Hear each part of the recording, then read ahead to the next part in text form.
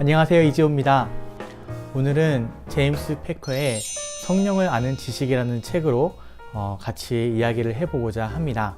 제임스 패커는 하나님을 아는 지식이라는 책으로 많이 알려진 저자입니다.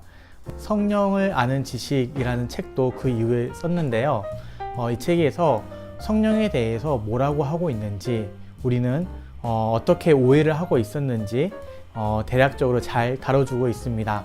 사람들이 성령에 대해서 너무나 많은 오해를 하기 때문에 이런 오해를 풀기 위해서 이런 종류의 책들은 도움이 되는 것 같습니다. 심지어는 내가 성령 하나님이라고 자처하는 이단 사이비도 나왔던 적도 있으니까요. 그러면 이 제임스 패커 목사님이 어떻게 성령에 대해서 설명하고 싶어 하는지 이 책을 통해서 같이 한번 봤으면 좋겠습니다. 이 비디오를 보면은 한 2가지 정도의 유익이 있을 것 같습니다. 첫 번째는 책을 읽고 싶어서 막상 샀는데 책장에만 꽂아놓고 계속 보지 못하는 경우가 있어요. 그런 분들에게 이 책은 대략 이런 내용으로 적혀 있구나 라고 알려드리는 그런 유익이 있을 것 같습니다.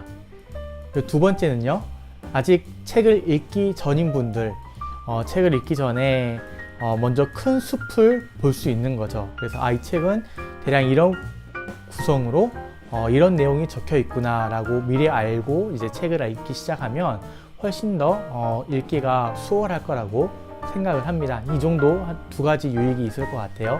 제임스 패커는 앞에 서두에서 이 책이 총 7챕터로 구성이 되어 있지만 자기는 음식을 먹는 것처럼 4가지로 구분해서 이 책의 내용을 기록했다고 이야기를 합니다.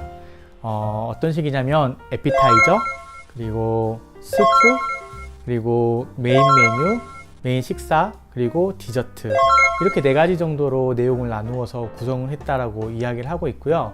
한 챕터씩 다루면 제가 7번을 해야 되기 때문에 이 제임스 패커 목사님의 이 4가지 구분에 따라서 다루는 게 더 낫겠다라고 판단이 됩니다.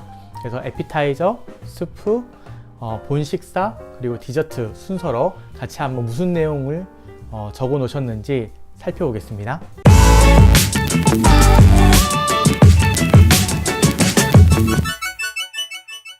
첫 번째는 에피타이저입니다. 에피타이저에는 크게 성령 하나님이 도대체 누구신가 하는 거예요. 바꿔 말하면 성령 하나님은 무슨 일을 하시는가, 성령 하나님의 사역은 뭔가 하는 겁니다. 크게 4가지로 구분해서 이야기를 하고 있습니다. 그 4가지는 능력, 은사수행, 정결, 드러냄, 이렇게 4가지입니다. 먼저 능력이에요. 능력은 쉽게 말하면 우리가 마땅히 해야 될 일을 하고 하지 말아야 될 일을 안 하는 거예요. 그래서 성령님은 초자연적인 능력으로 우리가 초자연적인 생활을 할 수 있게끔 도와주십니다. 초자연적이란 말은 자연을 넘어선다는 얘기죠. 그럼 우리의 자연적인 건 뭘까요? 그건 바로 우리가 악한 일을 하고 싶어하는 우리의 죄악된 본성을 이야기를 하고 있는 거죠. 예를 들어 볼까요? 내가 거짓말을 하지 말아야지 라고 항상 생각을 하면서 삽니다. 그런데 막상 나를 너무나 곤란하게 하는 상황이거나 내가 이 거짓말을 했을 때에 절대절명의 위기를 피할 수 있고 막대한 이익을 얻을 수가 있다면 우리는 거짓말 하려고 하는 게 본성이에요. 그래서 우리는 거짓말을 하지 말아야 되는데 라고 생각을 하지만 거짓말을 하고, 반대로 우리가 마땅히 해야 될 것, 매일 말씀을 보고 기도를 하고 하나님께 물어보고 살아야지 라고 하지만 우리 마음대로 습관 따라 사는 게 익숙해요. 그래서 우리는 우리가 마땅히 살아야 되는 대로 살지 못하고 우리가 마땅히 그렇게 살지 말아야 되는 대로 사는데 익숙한 본성을 가지고 있습니다. 근데 성령 하나님은 이 초자연적인 능력을 가지고 우리가 초자연적인 생활을 살 수 있도록 도와주신다는 거예요. 마땅히 해야 될 것을 하고 마땅히 하지 말아야 될 것을 안 할 수 있는 능력을 우리에게 주셔서 우리의 죄악된 본성을 거스르는 초자연적인 삶을 살 수 있도록 도와주신다는 거죠. 두 번째는 은사수행이에요. 이 은사수행은 예수님을 믿는 모든 사람들에게 은사가 주어집니다. 왜냐하면 제임스 패커가 말하는 은사수행은 예수님을 믿는 사람이 자신이 가지고 있는 어떠한 것, 그 사람의 말이라든지 행동이라든지 삶이라든지 태도라든지 그 사람이 이해하고 있는 지식이라든지 감정이라든지 하여튼 그 사람이 가지고 있는 어떤 것들을 통해서든지 간에 그 사람이 만난 예수님, 그 사람이 알고 있는 예수 그리스도를 다른 사람에게 전달하는 것. 근데 그냥 전달을 못 하잖아요.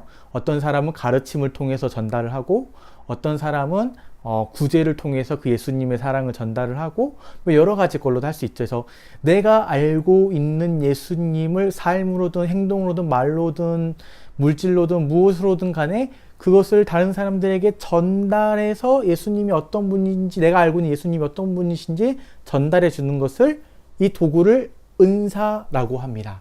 그렇기 때문에 기본적으로 우리가 성령님을 통해서 은사 수행을 하면 누가 드러날까요?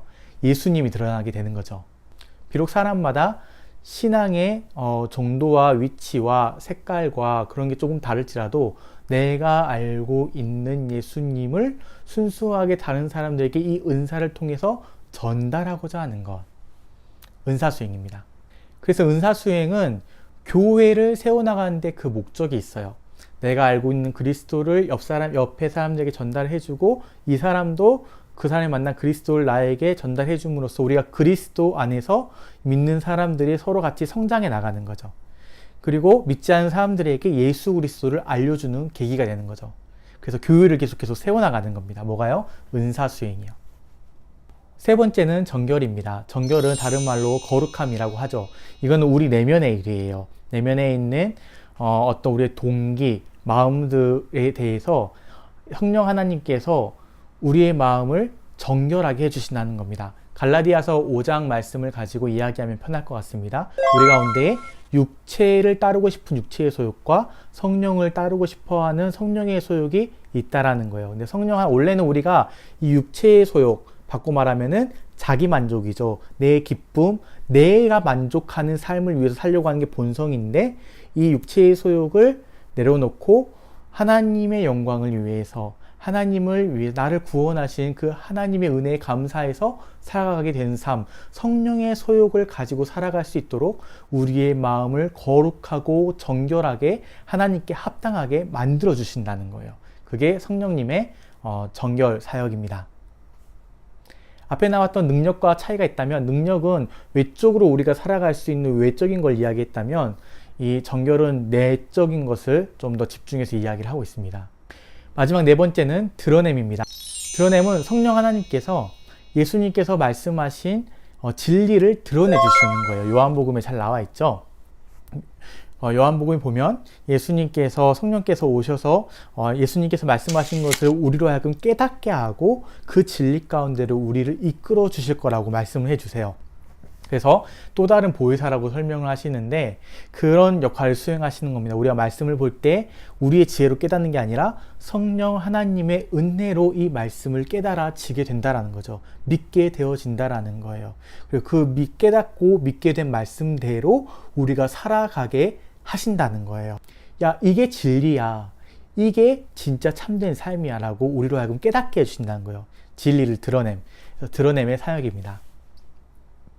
이렇게 성령님이 누구신가, 성령님이 하신 일이 뭔가 네 가지로 정리를 했습니다. 첫 번째는 능력, 두 번째는 은사수행, 세 번째는 정결, 네 번째는 드러냄입니다. 그러면은 이제 질문이 하나 드는 게 있습니다. 그건 뭐냐면, 그래, 성령 하나님이 누군지 알았어. 그런데 그 하나님이 나랑 무슨 상관인데? 그래서 뭐 어쨌다고? 그래서 제임스 패커는 이 성령 하나님이 어떤 분이신지 설명한 다음에 이 성령 하나님이 우리와 어떻게 관계가 있는가를 설명하는데 임재를 사용합니다. 성령 하나님은 이 네 가지 사역을 하시는데 이 네 가지 사역하시는 분이 임재를 통해서 우리와 교제를 해 나가신다라고 설명을 합니다. 여기까지가 에피타이저입니다. 어떻게 이해가 잘 되셨습니까? 최대한 간략하고 쉽게 설명을 해보려고 했는데 어떠셨는지 모르겠네요. 다음에는 스프를 같이 한번 먹어보도록 하겠습니다.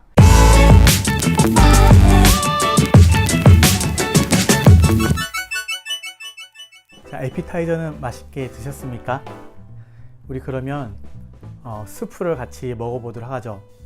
두 번째 챕터 그럼 이제 성경에서는 그럼 성령님에 대해서 뭐라고 이야기하고 있는가를 살펴보는 시간입니다. 뭐라고 이야기하고 있을까요? 한 3가지 질문을 통해서 이 질문에 답하면서 성경에서 어떻게 성령님을 묘사하고 있는지 이해할 수 있을 것 같습니다. 첫 번째 질문입니다. 너 성령을 좀 알아? 라고 질문을 하는 거예요. 근데 이 질문은 굉장히 잘못됐다라고 이야기를 해요.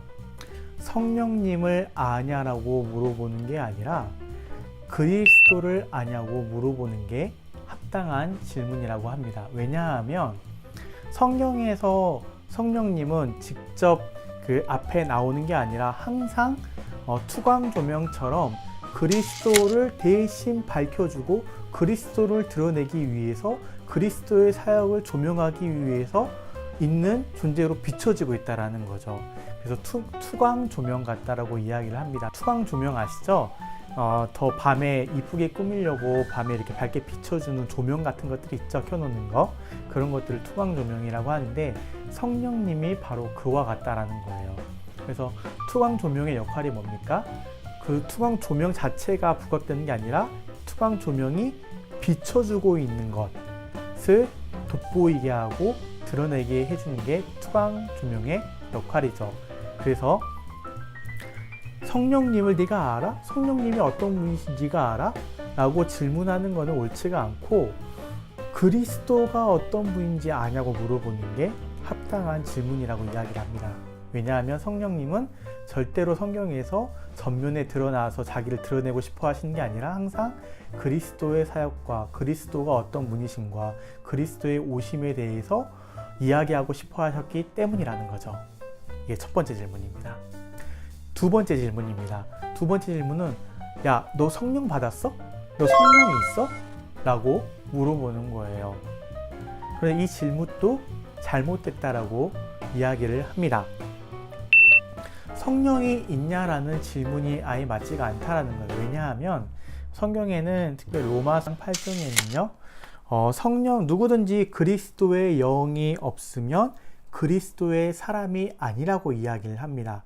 이 말은 그리스도인은 모두 성령을 받았고 성령이 있다라는 것을 이야기하기 때문에 그래요. 그래서 그리스도와 인격적인 만남이 있어야 성령님이 임재하실 수 있는 것처럼 그리스도와 인격적인 만남이 없다면 그 사람 안에는 성령님이 없는 거다라고 이야기할 수 있겠죠.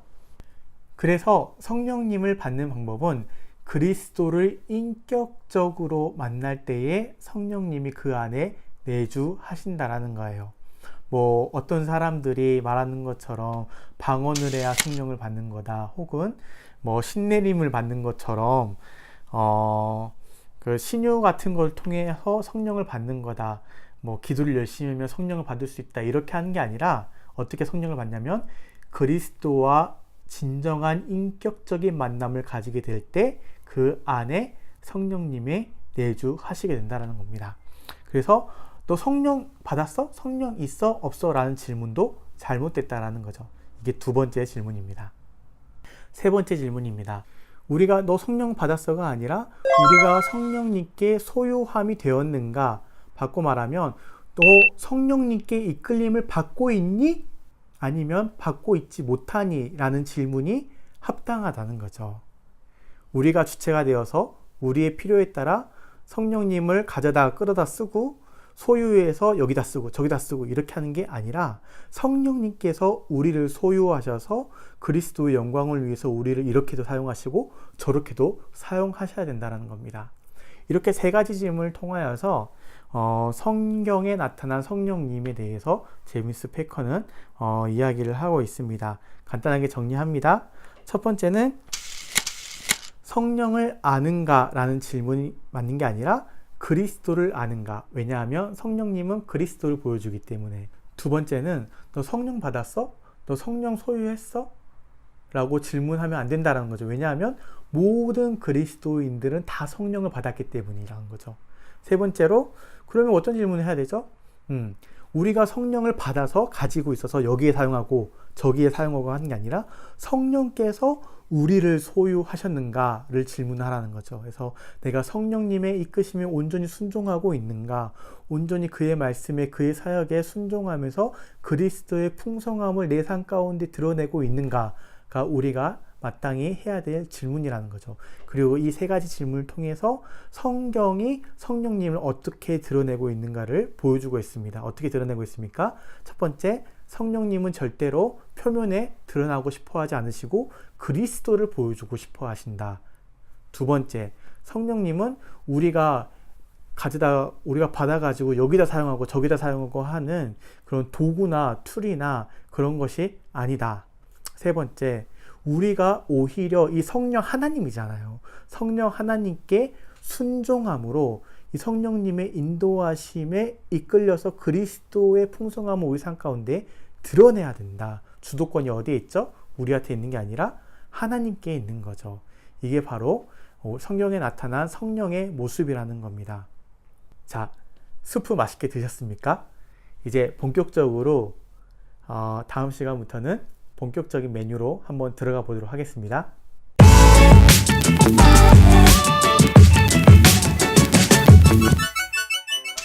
제임스 패커는 이 메인 요리를 크게 4가지 정도로 구분을 하고 있습니다. 간략하게 이야기하면 성령의 진로 그리기라고 해서 우리가 그러면 이 성령을 알기 위해서 가야 될 곳은 어디인가를 먼저 이야기를 하고 있고요. 이 성령에 대해서 알아야 될 길에 가는 길은 어떤 길이 있는가를 설명을 하고 있습니다. 이게 두 번째고요. 세 번째는 은사회복주의에 대해서 이야기를 하고 있는데요. 은사회복주의란 뭔가를 이야기하고 있는 게 세 번째고, 이 은사회복주의를 그러면 어떻게 바라봐야 할 것인가 라는 주제로 이제 은사회복주의에 대한 해석을 다룬 게 네 번째입니다.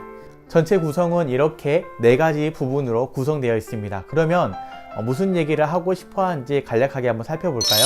제임스 패커는 우리를 거룩하게 하시는 게, 우리를 성결하게 하시는 게 성령 하나님의 주된 임무라고 이야기를 합니다.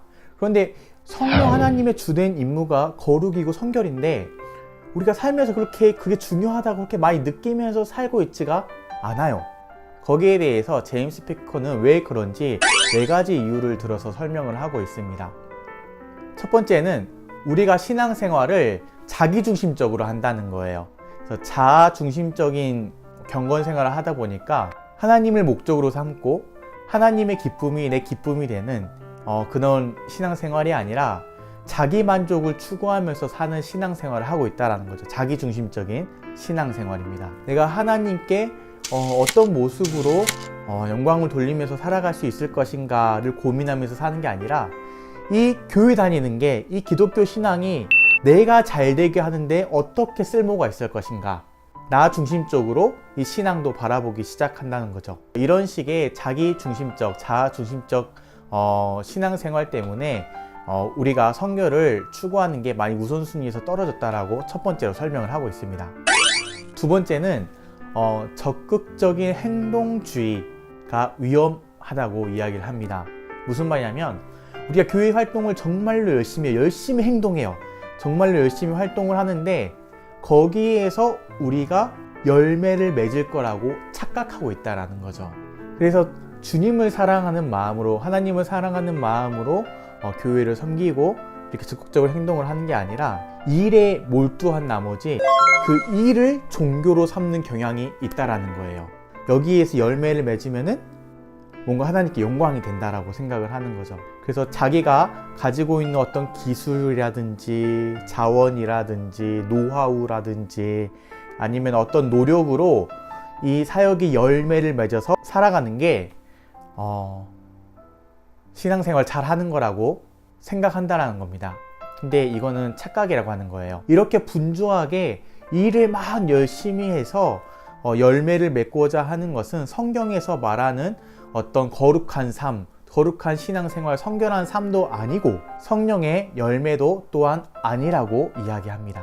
오히려 이렇게 신앙생활을 해나가면 해나갈수록 자기의 노하우와 자기의 기술과 자기의 어떤 지혜와 명석함을 더욱더 의지하게 만든다라는 거예요. 그래서 궁극적으로는 성령님을 의지하면서 사는 신앙생활과는 멀어지게 돼버리는 거죠. 이 신앙생활은 근본적으로 성령 하나님이 아니라 자기의 능력을 의지하는 불경건한 신앙생활이라고 이야기를 합니다. 이게 두 번째, 적극적으로 행동하는 주의입니다. 세 번째는 성경이 빛을 잃었다고 이야기를 합니다. 무슨 말이냐면 사람들이 이 말씀을 가지고 거룩하게 사는 삶은 이런 것입니다. 성결하게 사는 삶은 이런 것입니다. 말씀을 통하여서 가르침을 받으면 거기에 대해서 우리가 겸손한 마음으로 하나님의 말씀을 받고 거기에 순종하면서 살아야 되는데 그걸 구닥다리를 여긴다는 거예요. 나 다 안다고 생각을 하는 거예요. 그래서 정말로 진부한 것으로 생각을 해버리고 그렇게 하다 보니까 성경에서 말하는 거룩함에 대해서 그렇게 신경을 쓰지 않고 나 다 안다고 생각하고 그냥 산다는 겁니다. 그리고 오히려 나는 그건 다 아니까 이 성경에서 말하고 있는 주제 외에 다른 주제에 더 신경이 많이 가 있다는 거예요. 그러면서 이 거룩하게 살려고 하는 것, 성결하게 살려고 하는 것은 우선순위에서 밀리기 시작한다라고 세 번째 이유를 설명을 합니다. 네 번째는 세속화입니다. 교회 안에 세속화가 몰려오면서 우선순위가 떨어지고 있다는 거예요. 원래 그리스도인의 거룩함과 그리스도인의 성결함은 그리스도를 모시면서 살면서 이 세상의 세속화에 저항하면서 사는 건데 그 저항하면서 사는 힘을 잃어버렸다는 거예요. 이렇게 네 가지 이유를 들어서 성령 하나님의 주된 사역은 거룩함, 우리의 성결인데 우리는 오히려 거기에 대해서 우선순위가 많이 밀려나 있고 생각을 안 하면서 산다라고 이야기를 해요. 이 네 가지 이유 때문에. 그러면 이 성결은 도대체 뭔가? 성경에서 말하는 이 성결, 거룩함에 대해서 몇 가지 원리를 우리가 찾아볼 수 있는데요. 제임스 베이커는 한 7가지 정도로 정리를 하고 있습니다. 이 성결의 본질은요, 헌신을 통한 변화부터 시작합니다. 이게 본질이에요. 무슨 말이냐면 내가 뭘 얻기 위해서 하나님께 내가 이거 할 테니까 내 이만큼 봉사할 테니까 이만큼 복 주세요 이런 게 아니라 이미 얻은 복, 바꿔 말하면 이미 얻은 그리스도를 통한 구원에 감격해서 우리가 이 하나님께 헌신하고자 하는 거죠. 그리고 이 헌신하고자 하는 것을 통하여서 우리가 이 헌신을 통해서 우리 자신이 변하게 되는 겁니다. 어떻게 해요? 그리스도께 합당하도록 거룩하게 변화되기 시작한다는 거예요. 이게 성결의 본질이라는 거예요. 그렇기 때문에 두 번째로요, 이 성결을 할 수 있도록 백그라운드, 배경이 되어주는 게 있는데요. 뭐가 필요할까요? 바로 예수 그리스도를 통해 죄인된 우리가 의롭다고 칭해지는 게 있어야 된다는 겁니다. 거기에 대한 감격이 있어야 우리가 헌신하고자 하는 마음이 들잖아요. 거기에 대한 감사함이 있어야 우리가 헌신하고자 하는 마음이 들잖아요. 그래서 두 번째로는 성결의 배경은 예수 그리스도를 통한 우리의 칭의, 의롭다고, 죄인인데 의롭다고 여겨짐을 받는 것이라고 이야기합니다. 그리고 세 번째로요, 이 성결의 그런 뿌리는 어딜까요? 우리가 칭의를 받으려면은 어떻게 됩니까? 예수 그리스도를 통해 받는데 그 뿌리로 들어가면은 뭐가 있죠? 바로 십자가가 있습니다. 그래서 이 성결의 뿌리는 예수 그리스도의 십자가부터 출발한다고 이야기합니다. 이게 세 번째 입니다. 네 번째입니다. 네 번째는 성결을 이뤄나간 주체가 누구냐는 거예요. 아까도 말씀드렸지만 우리의 노력, 적극적인 행동주의로 이루어진 게 아니라 이 주체는 성령 하나님이라고 말씀을 합니다. 성령 하나님의 주된 사역이 성결이라고 설명을 한 것처럼요. 이 성령 하나님께서 여러 가지 도구를 사용하시는데 말씀을 사용하시기도 하고 기도를 사용하시기도 하고 묵상을 사용하시기도 하고 아니면 우리의 생각이라든지 우리의 삶이라든지 우리의 환경이라든지 여러 가지 것들을 사용하여서 우리를 성결로 거룩한 삶으로 이끌어 가 주신다는 거예요. 그래서 우리를 성결하게 만드신 주체, 우리를 거룩하게 만드신 주체는 성령 하나님이라는 겁니다. 그리고 다섯 번째로, 그러면은 이 성령 하나님께 주체가 되셔서 우리를 거룩으로 성결로 이끌어가고 계세요. 그러면은 필수적으로 우리가 체험하게 되는 게 있습니다. 그것은 바로 갈등입니다. 그래서 이 성결의 체험은 갈등의 체험이라고 이야기를 해요. 왜냐하면 세상은 하나님을 따르지 않는데 그 하나님을 따르지 않는 세상 속에서 하나님을 따르는 사람으로 살아가려고 하니까 뭐가 일어납니까? 충돌이 일어날 수밖에 없죠. 갈등이 나타날 수밖에 없습니다. 그래서 성령 하나님에 의해서 우리가 성결한 삶을 살려고 하는 순간 우리는 세상과의 갈등에 직면하게 되고, 우리가 성령을 체험하는 것은 갈등을 체험하는 거라고 이야기를 합니다. 이게 5번째 원칙입니다. 그리고 6번째입니다. 이 6번째는 성령 하나님이 우리를 성결로 이끌어 가시는 주체가 되어 주시는데 아무렇게나 가지 않는다는 거예요. 무슨 말이냐면 여기에도 규칙이 있고 법칙이 있다라고 이야기를 합니다. 이 성결에도 규칙과 법칙이 있는데 그게 바로 하나님이 계시한 율법, 하나님의 말씀이라는 거예요. 성령은 이 하나님의 말씀에 근거해서 이 하나님의 규칙과 이 하나님의 말씀을 따라서 우리를 성결로 인도해 주신다라고 이야기합니다.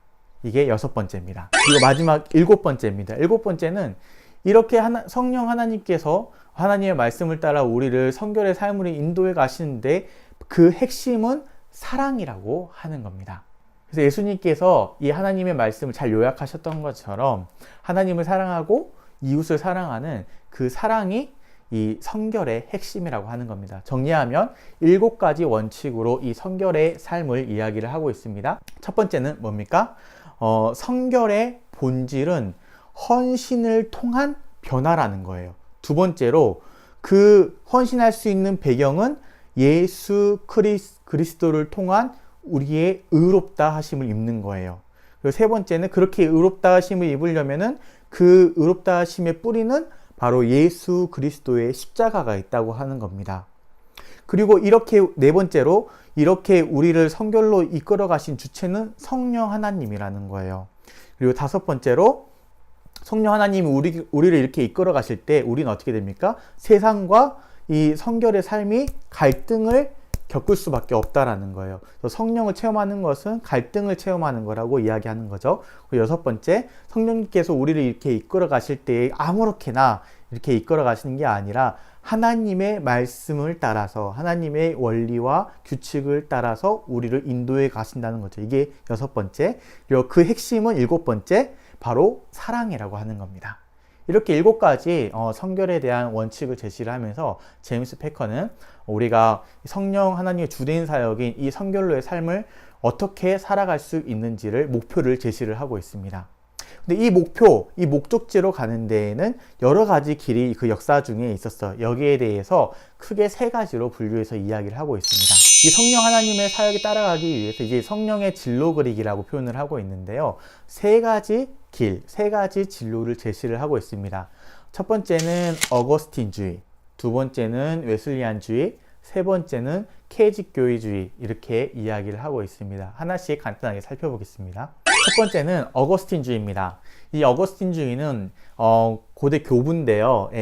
이 어거스틴이 펠라기우스와 논쟁을 하면서 정립이 된 내용을 가지고 이야기를 합니다. 무슨 말이냐면 예수님을 믿은 사람이 성결의 삶으로 이 목적지로 가는 길에는 오직 하나님의 은혜로만 이 길을 갈 수 있다라는 거예요. 여기로 가려면은 뭐가 필요하다고 이야기하냐면 하나님의 은혜가 필요하다고 이야기합니다. 왜냐하면 인간은 전적으로 부패해서 이 길에 갈 수 있는 능력이 없기 때문에 오직 하나님만 의지해서 하나님의 은혜로 우리가 이 성결의 길에 갈 수 있다라고 이야기를 해요. 이게 어거스틴주의입니다. 근데 두 번째로 이렇게 하나님의 은혜를 강조하다 보니까 문제가 생기기 시작했어요. 어떤 문제냐면 사람들이 믿음만 강조하다 보니까 자기의 삶을 소홀히 하기 시작한 거죠. 그걸 보완하기 위해서 나왔던 게 이제 웨슬리안주의입니다. 이제 웨슬리의 완전론이라고 표현을 하는데요. 무슨 말이냐면 이 웨슬리는 하나님께서 우리를 구원하실 때에 우리를 완전히 새 사람으로 만드셨다는 거예요. 하나님께서 이 성도를 변화시키셔서 하나님께서 원하시는 거룩을 이 구원받은 성도가 살아갈 수 있다라고 이야기를 합니다. 두 개 차이를 아시겠어요? 어거스틴주의는 사람에 대해서 굉장히 부정적이에요. 사람은 죄악되고 부패되었기 때문에 사람을 믿어서는 안 돼. 사람의 능력으로는 이 거룩의 길을 갈 수 없어. 그러니까 하나님의 은혜만이 우리가 의지해야 될 것이고 이 하나님의 은혜로 우리가 여기를 갈 수 있어 라고 설명했다면, 이제 웨슬리는 아니야, 물론 사람이 못하는 거 맞아. 그런데 이 죄악된 사람을 바로 구원하시고 변화시키신 게 바로 하나님이야. 하나님이 이 인간을 변화시키시고 이 안에 내주하셔서 이 사람으로 하여금 거룩한 삶을 살아갈 수 있도록 만드셨어. 새 사람을 창조하셨어. 그렇기 때문에 구원받은 성도는 완전한 삶을 향해서, 거룩한 삶을 향해서 살아갈 수 있고, 우리가 그렇기 때문에 열심히 노력해서 살아야 돼 라고 이야기를 하는 거예요. 사람에 대해서 좀 더 긍정적이죠. 서로 각자 장단점이 있다고 이야기를 합니다. 그리고 세 번째는 캐직교회라고 하는데, 이 캐직교회는 1875년에 영국 북서부 호수 지역에 위치한 캐직이라는 동네가 있답니다. 네, 그 동네에서 이제 그 사경회를 정기적으로 열었는데, 거기에서 이제 나온 거라고 해서 이제 캐직교회라고 이름을 붙였고요. 이 둘의 이제 어거스틴 주의와 웨슬리안 주의를 좀 중간으로 타협한 그런 것이라고 이야기를 합니다. 물론 지금도 캐직에서 계속 정기적으로 사경회가 열리고 있다고 합니다. 그런데 그때 나왔던 캐직 교회와는 전혀 상관이 없는 교리를 가르친다고 하더라고요. 그래서 웨슬리안 주의는 하나님께서 성도를 변화시키셔서 성도가 그리스도의 완전함을 추구하며 살 수 있도록 만드셨다라고 말하고, 어거스틴 주의는 인간의 부패로 인해 하나님의 은혜로만 거룩에 이룰 수 있다고, 성결에 이룰 수 있다고 이야기를 하고 있죠. 그래서 캐직교회는 어떻게 정리를 했냐면요, 웨슬리안 주의에 반해서 웨슬리안 주의는 어떻게 했습니까? 하나님께서 사람에게 구원을 베푸셔서 이 성도를 변화시키셨기 때문에 이 사람이 구원의 길로 갈 수 있다라고 이야기를 하죠. 굉장히 긍정적으로 보고 있죠. 근데 여기에 반해서 캐직교회는 야, 사람에게는 그래도 여전히 부패한 모습이 남아있어 라고 이야기를 합니다. 웨슬리 주의랑은 조금 반대죠. 그런데 어거스틴 주의와도 조금 반대로 가서 오직 은혜로만 가능하고 인간은 전적으로 부패했다가 아니라 그래도 구원받은 이후에는 성령께서 우리에게 선한 것을 선택할 수 있는, 죄의 노예가 되지 않기 때문에 선한 것을 선택할 수 있는 능력이 되셔서 우리가 부패해서 여전히 도덕적인 나약함과 우리 욕망이 우리 가운데 있지만 그럼에도 불구하고 그것들을 선택하지 않고 바른 것들, 하나님께서 원하시는 거룩의 것들을, 성결의 삶들을 선택하며 살아갈 수 있는 능력을 가지게 되었다라고 말하는 게 캐직교회입니다. 그래서 약간 양쪽을 적당히 부정하면서 가운데로 온 거예요. 그래, 사람에게 부패한 면이 있어 라고 하면서 웨슬리안 주의에서도 이렇게 멀어졌고, 그런데 사람이 또 올바른 길을 선택할 수 있는, 죄의 노예에서 풀려났기 때문에 올바른 길을 어느 정도 선택하면서 갈 수 있어 라고 말하면서 이 어거스틴 주의에서 적당히 나온 거죠. 그래서 캐직교회는 이 중간 정도에 이렇게 위치를 하고 있습니다. 타협점을 찾은 거죠. 그래서 전통적으로 성령 하나님의 사역은 우리의 성결인데, 거룩함인데, 이 거룩함으로 가는 길을 이렇게 한 세 가지 길이 있다 라고 하면서 역사상에서 한 이 정도로 정리를 하고 있습니다. 그 다음에 이제 이야기하는 게 은사회복주의에 대해서 이야기를 하고 있습니다. 그럼 이 은사회복주의가 뭘까요? 초대교회 안에 있었던 은사가 왜 지금은 없냐는 거예요. 초대교회 때 성령이 임해서 나타났던 은사, 지금도 성령이 임하면 충분히 나타날 수 있다라고 이야기를 하는 겁니다. 그래서 방언이라든지 신유라든지 아니면 성령이 임했기 때문에 나타나는 사역들이 있었잖아요. 그 외에 여러 가지 것들의 사역들을 이야기를 하면서 우리 가운데 은사가 회복되어야 된다라고 이야기하는 게 은사 회복주의자들입니다. 그래서 이 사람들은 은사로 회복하는 게 성령의 회복이라고 보통 생각을 하는 것 같아요. 초대교회에 은사들이 나타났지만 중간에 이 은사가 정지가 되었고 최근에 돼서야 다시 이게 회복되어서 나타났다라고 이야기를 하는 겁니다. 그럼 왜 정지가 됐을까요? 이 사람들이 설명하는 것은 우리의 영적인 타락 때문에 이게 잠시 멈춰졌다가 최근에 들어서 다시 회복되기 시작하면서 나타나는 거다, 이렇게 설명을 하고 있습니다. 그러면서 나오는 말이 우리가 초대교회의 신앙을 회복해야 된다라는 말이 이제 이 은사 회복주의자들로부터 나오기 시작을 합니다. 근데 이 은사 회복주의자들을 정의하기가 굉장히 어렵다라고 제임스 베이컨은 이야기합니다. 왜냐하면 여기에서 표방하는 신앙도 없고 구체화된 교리라든지 이들이 고백하는 어떤 신앙의 대표적인 고백서라든지 그런 게 없어요. 그래서 제임스 패커도 은사 회복주의자를 뭐라고 딱 정해놓고 설명하기가 참 어렵다라고 이야기를 합니다. 그래서 제임스 패커는 이제 유명한 은사 회복주의를 자처하는 사람들 중에 유명한 몇몇 사람들을 이렇게 찍어가지고 그 사람들의 내용을 가지고 다루었다라고 사전에 이야기를 하고 있습니다. 그래서 제임스 패커는 이 은사 회복주의에 대해서 긍정적인 측면과 부정적인 측면을 나누어서 설명을 합니다. 먼저 긍정적인 측면입니다. 긍정적인 측면은 이제 그리스도가 이 중심에 된다라는 거예요. 왜냐하면은 그 사람들이 예수님과의 인격적인 교제를 계속 강조를 하거든요. 그리고 두 번째로는 성령의 권능을 받은 생활을 강조한다고 합니다. 그래서 성령이 능력이 드러나는 생활을 추구한다라는 거죠. 세 번째는 풍부한 감정 표현이 있다라는 거예요. 왜냐하면 그 전에 기독교는 어떤 이성적인 논증이나 이해를 추구했지만 거기에 감정적인 표현이 많이 따라오지 못했는데 여기서 충분히 그런 것들을 강조해주고 있다라는 거죠. 그리고 네 번째는 기도를 무척 강조한다라고 합니다. 그리고 다섯 번째는 항상 이 사람들은 구원받은 기쁨을 간직하려고 한다라는 거예요. 해서 항상 기뻐하면서 살려고 한다는 겁니다. 그리고 여섯 번째는 예배가 굉장히 적극적이고 능동적으로 참여하는 예배가 된다라고 이야기를 해요. 그리고 일곱 번째는 개개인의 헌신이 살아있다고 이야기합니다. 그래서 개개인의 헌신적인 섬김이 교회를 성장시킬 수 있다라고 부흥시킬 수 있다라고 믿기 때문에 이 각자의 헌신이 굉장히 강조가 되고요. 그런 거에 따라서 여덟 번째 따라오는 게 선교에 대한 열정도 굉장히 이 사람들에게 많이 있다라고 설명을 합니다. 그리고 소모임의 사역, 이 사람들이 이제 소그룹으로 이렇게 따로따로 이렇게 잘 모이는데요. 이 소모임이 얼마나 우리가 교제하고 나누는데 중요한가, 소그룹의 가치를 잘 드러내주고 있다고 설명을 해요. 그리고 이 사람들은 교회를 이렇게 각자 한 사람 한 사람 개개인이 자신의 은사를 발휘할 수 있는 장이 교회라고 생각을 하기 때문에 이 교회가 그런 사람들을 엮어주고 묶어주는 역할을 해야 된다고 생각을 합니다. 그래서 공동체 생활 안에서 끈끈하게 이 사람들이 묶여 있고요. 그리고 그렇게 끈끈하게 묶여 있기 때문에 구제에 대해서도 기존 교회에 비해서 더 적극적이고 사랑을 많이 나누려고 한다는 거예요. 이런 점들이 은사회복주의를 자처하는 사람들의 장점인 것 같다라고 제임스 패커는 정리를 하고 있습니다. 그럼 부정적인 측면은 뭘까요? 부정적인 측면도 있었는데요. 첫 번째는 엘리트주의를 이야기를 합니다. 이 은사 회복을 강조하다 보니까 은사를 회복하지 못한 사람들은 어떻게 될까요? 아직도 타락한 상태에 있는 거로 여겨지는 거죠.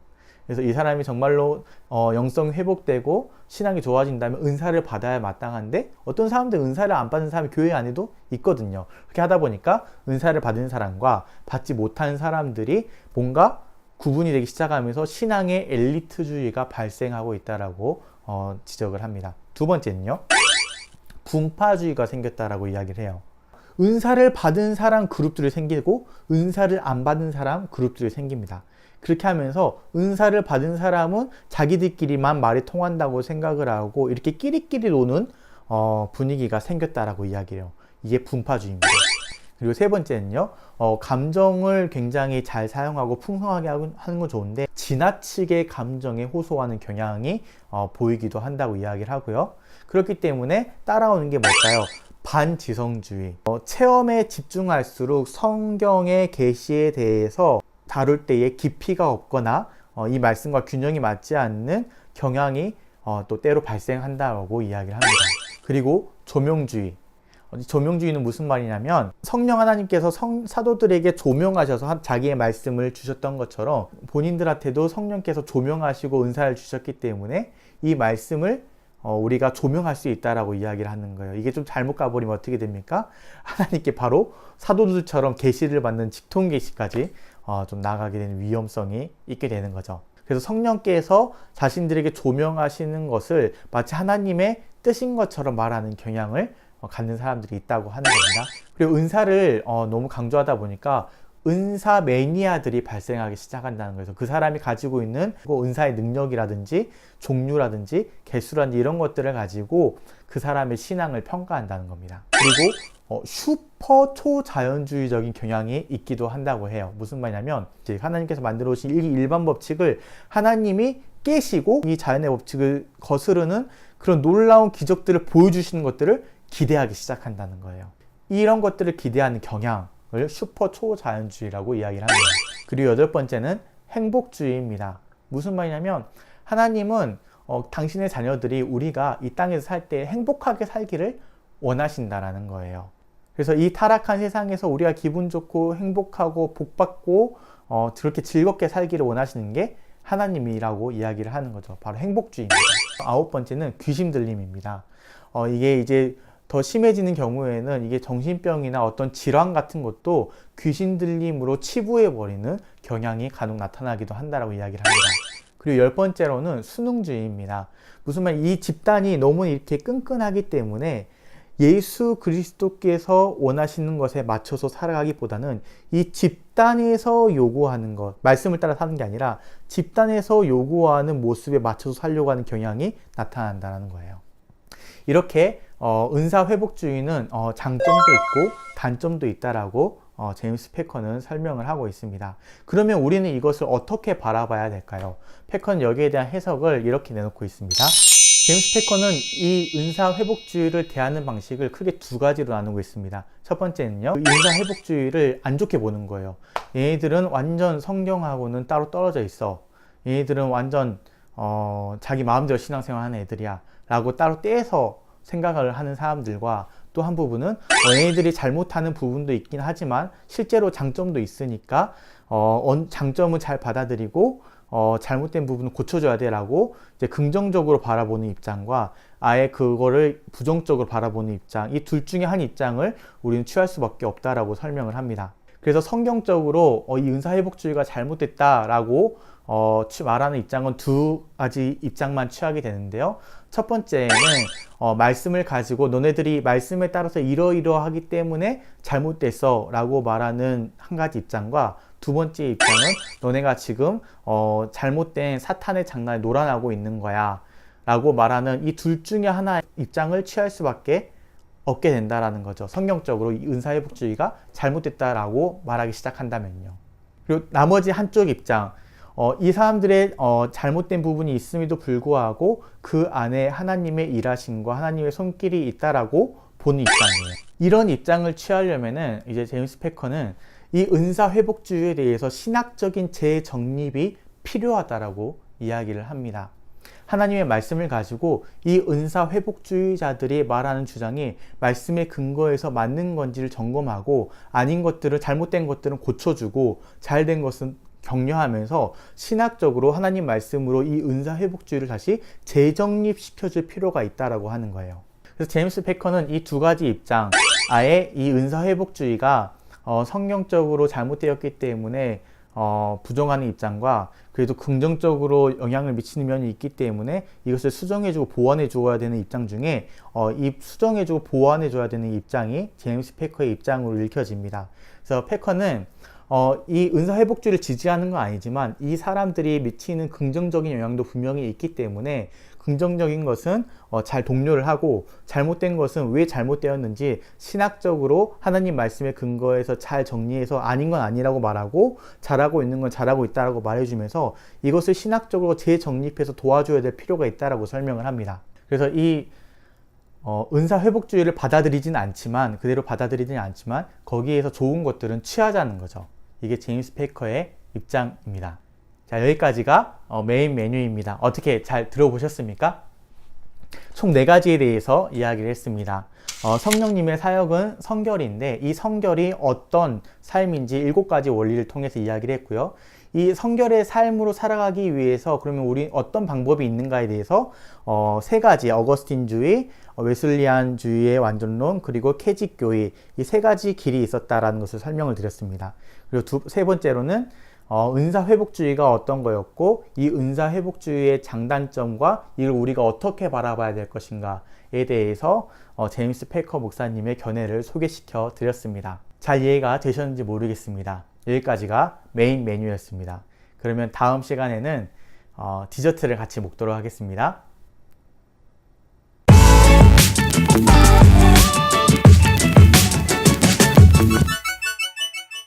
이제 책을 마무리하면서 제임스 패커 목사님은 왜 내가 이 성령에 대해서 이렇게 책을 쓰게 되었는지를 설명을 합니다. 바로 두 가지의 확신을 가지고 있기 때문에 이렇게 책을 썼다라고 이야기를 하는데요. 첫 번째는 성령에 대한 이해는 어느 시대이든지 간에 시대를 막론하고 가장 중요한 주제이기 때문에 이것을 그냥 놔둘 수가 없어서 적었다고 이야기를 합니다. 성령님에 대해서 부정적인 것들이 막 이렇게 튀어나오니까 앞에서 말했던 것처럼 이단들도 막 나오고 그랬잖아요. 그래서 그것들을 멀리 하려는 경향이 있는데 그래서는 안 된다는 거예요. 이 성령 하나님은 우리가 힘써서 알아야 되는 분이고 이 성령 하나님을 깨닫는 것을 우리가 소홀히 해서는 안 되기 때문에 이런 책을 쓰게 됐다라고 이야기를 합니다. 왜냐하면 시대를 막론하고 이 성령 하나님에 대해서 깨닫는 것은 중요하다고 생각하기 때문이라는 거예요. 두 번째 확신은 이겁니다. 성령 하나님을 공경하는 일은 오늘날 이제 우리가 그분의 제자로서 하나님의 자녀로서 살아가는데 굉장히 중요한 일이기 때문에 그래요. 예수님을 닮도록 살아가는 우리 믿는 사람들의 신앙 생활은 성령 하나님을 떼놓고서는 이해를 할 수가 없기 때문이죠. 우리가 메인 메뉴에서 이야기를 했지만 우리를 거룩하게 이끌어 가시는 분은 주체가 성령 하나님이라고 이야기를 하잖아요. 그런 것처럼 이 성령 하나님을 떼고는 믿는 사람들의 삶이 설명이 안 되기 때문에 그래요. 그래서 이게 우리의 제자의 삶에 매우 중요하다고 생각하기 때문에 이 두 가지 확신 때문에 이 책을 적게 되었다고 이야기합니다. 첫 번째는 모든 시대마다 성령 하나님에 대해서 이해하는 것은 중요하기 때문에 요즘에 성령 때문에 말이 많더라도 우리가 여기에 대해서 말을 꺼내고 이해를 해야 된다라고 이야기하는 거고요. 두 번째는 이 성령 하나님을 이해하는 게 우리의 제자된 삶을 살아가는데 굉장히 중요하기 때문에 그래요. 그래서 이 성령을 공경하면은 예수 그리스도를 따르는 삶을 살게 된다라고 이야기합니다. 그러면서 이제 마무리에 제임스 패커 목사님은요, 여러 이단들도 많이 나오고 여러 잘못된 성령 하나님을 오해한 사람도 많이 나오고 은사 회복주의자들도 많이 나오지만 우리는 좀 바른 성령을 추구하고 사는 사람들로서 이 은사 회복주의를 좀 넘어서자 라고 이야기를 합니다. 이 은사 회복주의자들과 복음주의자들과의 큰 차이가 있다면 이 은사 회복주의자들은 하나님을 경외하는 것, 하나님을 두려워하고 하나님을 공경하고 하는 것을 말하지 않는다고 이야기를 해요.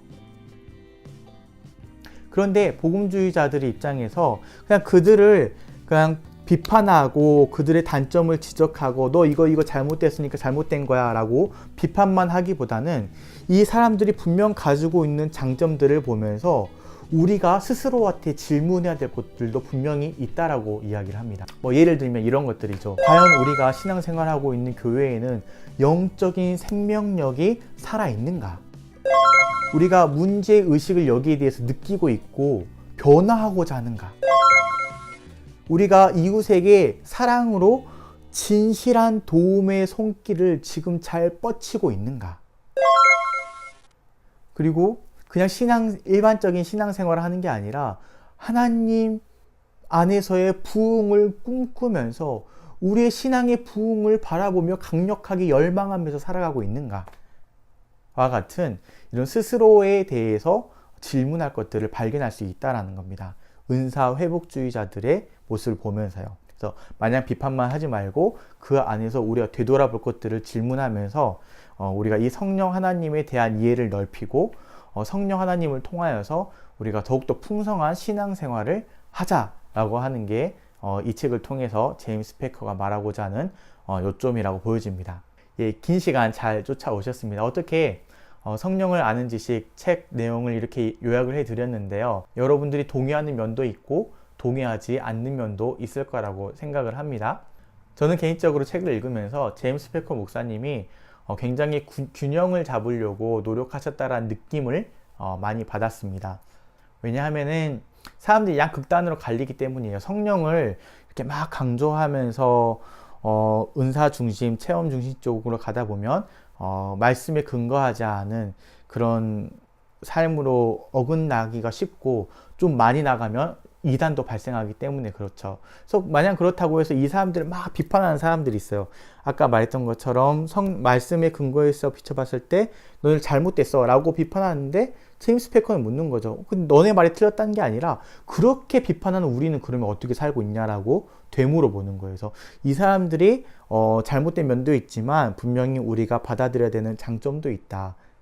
근데 그 장점들을 우리가 잘 받아들여서 잘 세워주는 건 어떻겠느냐라고 말하는 거는 굉장히 가운데에서 마냥 이쪽으로 가는 사람들도 경계하고 마냥 비판만 하는 사람들도 경계해서 중간에서 우리가 그리스도를 따라가기 어떤 면들을 취해야 될 것인가 고민하는 흔적 가운데 글을 썼다는 것을 많이 느꼈습니다.